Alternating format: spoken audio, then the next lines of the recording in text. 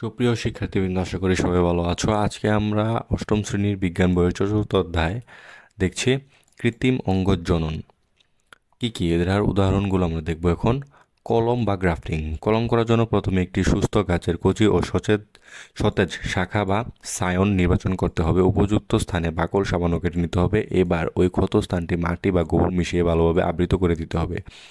এবার cellophane tape অথবা polythene দিয়ে ওই স্থানটি মুড়ে দিতে হবে, যাতে পানি লেগে বা মাটি বা গোবরের মিশ্রণ খসে না পড়ে। নিয়মিত পানি দিয়ে ওই অংশটি ভিজিয়ে দিতে হবে। এবার কিছুদিন রেখে দিলে ওই স্থানে মূল গজাবে। এরপরে মূল সহ শাখার ওই অংশটি মাতৃ উদ্ভিদ থেকে কেটে নিয়ে মাটিতে রোপণ করে দিলে নতুন একটি উদ্ভিদ হিসেবে বেড়ে উঠবে। শাখা কলম বা কাটিং। গোলাপ গাছে শাখা কলম দেখা যায়। জনজনন। তোমরা দেখে থাকবে একটি ফুলের কয়টি অংশ থাকে? 5টি অংশ। যদি 5টি অংশ থাকে তাহলে এটাকে সম্পূর্ণ ফুল বলা হয়ে থাকে, এবং 5টি অংশ থেকে যদি একটি অংশ না থাকে তাহলে অসম্পূর্ণ ফুল বলা হয়ে থাকে।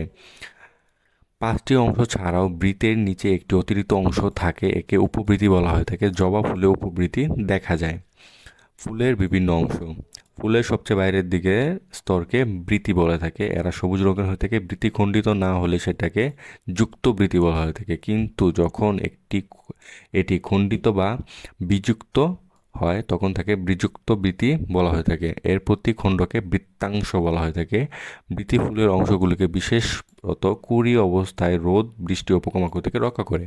দলমণ্ডল। এটি বাইরের দিকের দ্বিতীয় স্তবক। কতগুলো পাপড়ি মিলে দলমণ্ডল গঠন করে। এর প্রতিটি অংশকে পাপড়ি বা দলাংশ বলে। পাপড়িগুলো পরস্পর যুক্ত, যেমন ধুতরাতে যুক্ত অথবা পৃথক। পৃথক থাকে হলো জবায়। এরা কি করে? এরা রঙিন থাকে, পোকামাকড় ও পশু পাখির আক্রমণ থেকে রক্ষা করে এবং পরাগায়ন নিশ্চিত করে। অংশগুলো রোদ এবং বৃষ্টি থেকে রক্ষা করে। পুষ্পস্তবক ও পুংকেশর।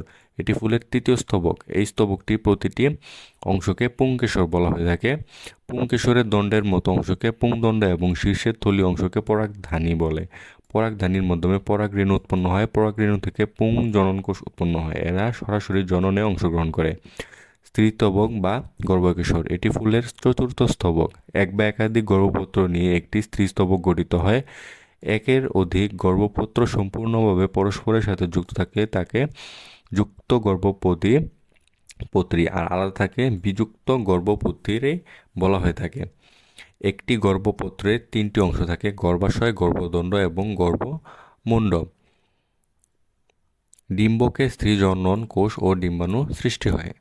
বৃতি ও দলমণ্ডলকে ফুলের সাহায্যকারী স্তবক এবং পুং স্তবক ও স্ত্রী স্তবককে আবশ্যিক স্তবক বলা হয়ে থাকে। থ্যালামাস ও পুষ্প পত্রাধার এই অংশে উপরের সবগুলো স্তবককে ধারণ করে থাকে। পুষ্পমঞ্জরি। কাণ্ডের শীর্ষ মুকুল বা কাক্ষিক মুকুল থেকে উৎপন্ন একটি শাখায় ফুলগুলো একটি বিশেষ নিয়মে সাজানো থাকে। ফুল সহ এই শাখাকে পুষ্পমঞ্জরি বলা হয়ে থাকে। পরাগায়নের জন্য এর গুরুত্ব খুব বেশি। এই শাখার বৃদ্ধি অসীম হলে অনিয়ত পুষ্পমঞ্জরি ও বৃদ্ধি সসীম হলে তাকে নিয়মিত পুষ্পমঞ্জরি বলা হয়ে থাকে।